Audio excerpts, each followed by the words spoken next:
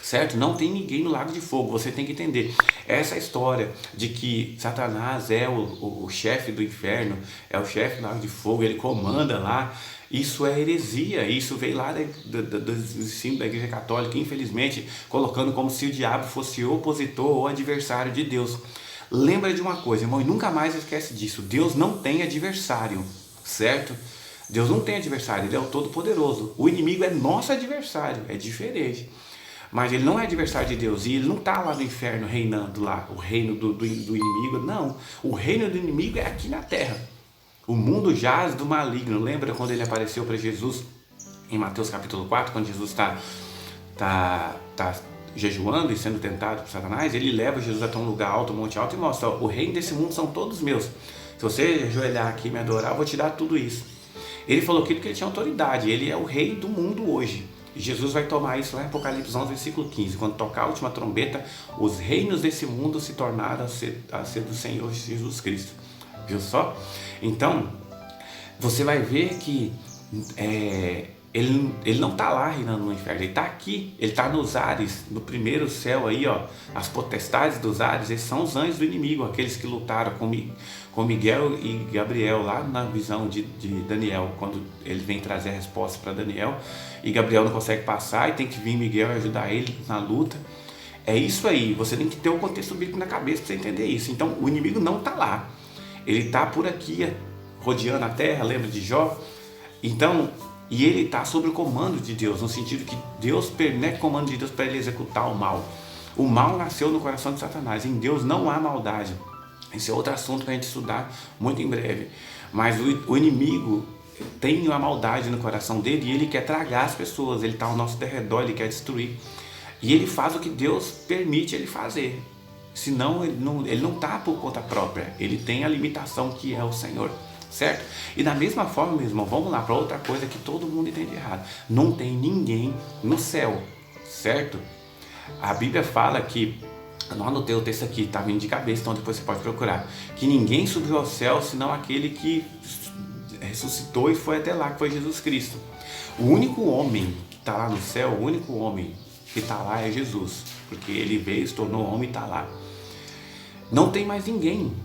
Pronto, a Bíblia fala que vai para o Hades, para próximo de Abraão, onde Abraão está. E nós vamos entender que agora que ele está lá no Hades também, entendeu? Então, só que nos compartimentos separados, não tem ninguém, você não vai morrer e não vai para o céu. Não é isso, irmão. Às vezes você vai ficar decepcionado, não sei, mas não é isso, você vai morrer e vai para o mundo dos mortos. Lá junto de Abraão, se você for servo de Deus, e ir para o outro lado da perdição, se você não for servo de Deus, entendeu? Então vamos entender essa questão. Meus irmãos, eu queria ler com vocês uma parábola. Muita gente vai falar que isso é só uma história que Jesus contou para ilustrar alguma coisa, mas não. Eu creio que ele pegou algo real, que é, e trouxe ele como parábola e explicou, e está aqui para quem quiser acreditar, juntar com outros textos para poder entender. Então vamos ler aqui, ó, Lucas capítulo 16, versículo 19. Olha só. Com isso em mente, eu vou explicando para vocês e vocês vão entender, ó. Havia um homem rico, né, que vestia-se de púrpura, ele vai explicar, que eu vou ir pulando para ir rápido. Tinha um homem rico e um homem pobre, que era Lázaro. O homem ficava ali vivendo regaladamente, e Lázaro ficava ali a migalha dele, certo? Tentando comer o que vinha do pão, mas os cachorrinhos lambiam até as feridas que ele tinha. Aí no versículo 22 vai contar assim: aconteceu que o mendigo morreu, foi levado pelos anjos ao seio de Abraão e morreu também o rico e foi sepultado. No Hades, aqui não é inferno, tá?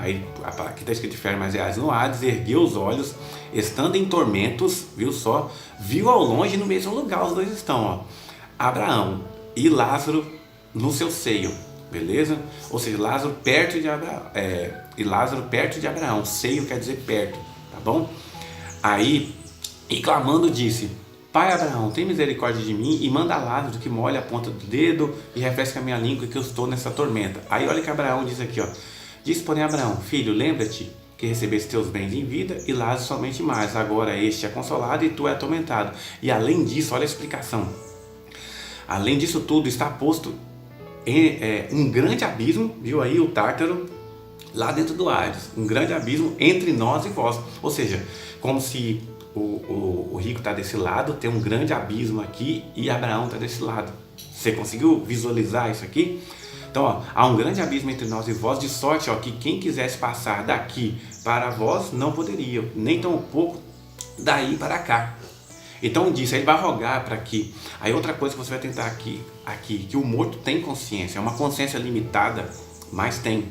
Porque ele vai pedir aqui para Abraão mandar Lázaro lá, falar com a família dele, né? Mas aí lá Abraão vai argumentar que não adianta aí que ele tem o Moisés e as leis. Se eles não acreditam na Moisés e as leis, não vai acreditar em alguém que está vindo do mundo dos mortos. Então, o morto ele tem uma consciência. Eu queria que você entendesse, porque a morte é uma separação. Nós não temos três coisas.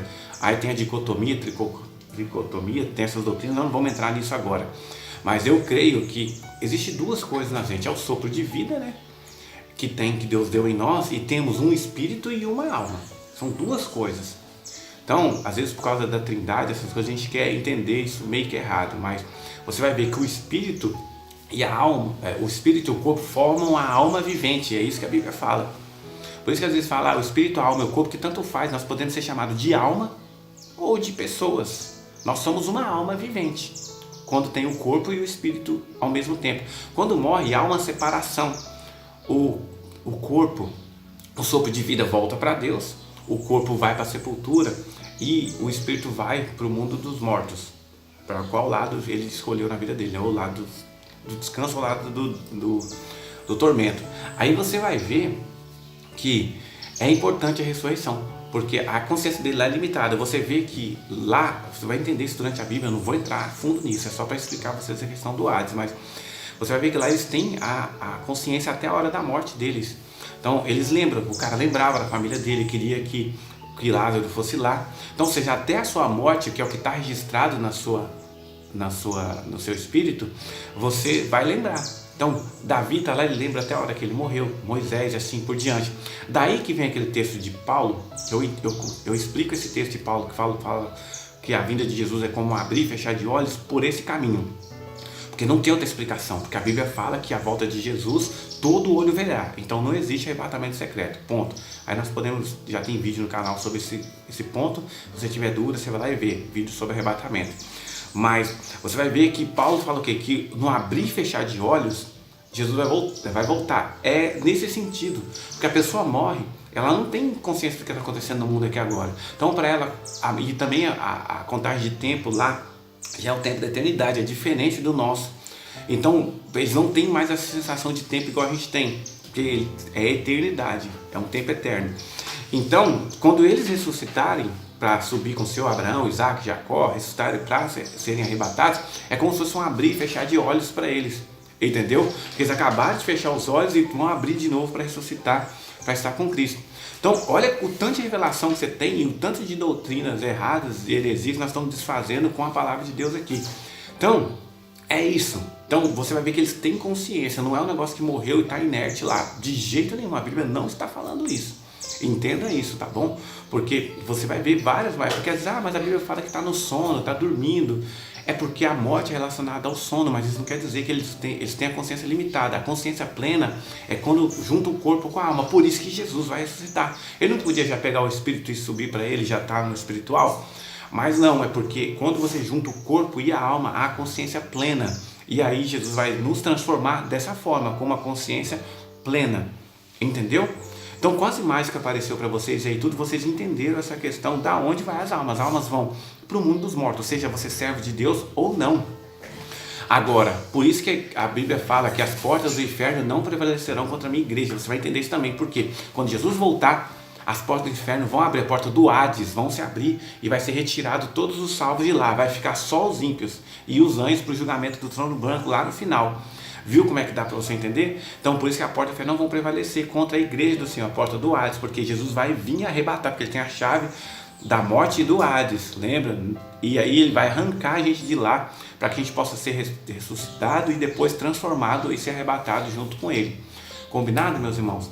Então medite nisso. Talvez a gente tenha uma parte 2 desse vídeo para explicar um pouco melhor, mas acho que aqui deu um resumo bom para vocês entenderem. Combinado? E que Deus abençoe vocês grandemente, meus irmãos. Compartilhe esse vídeo aí para que várias pessoas sejam abençoadas pelo Senhor também.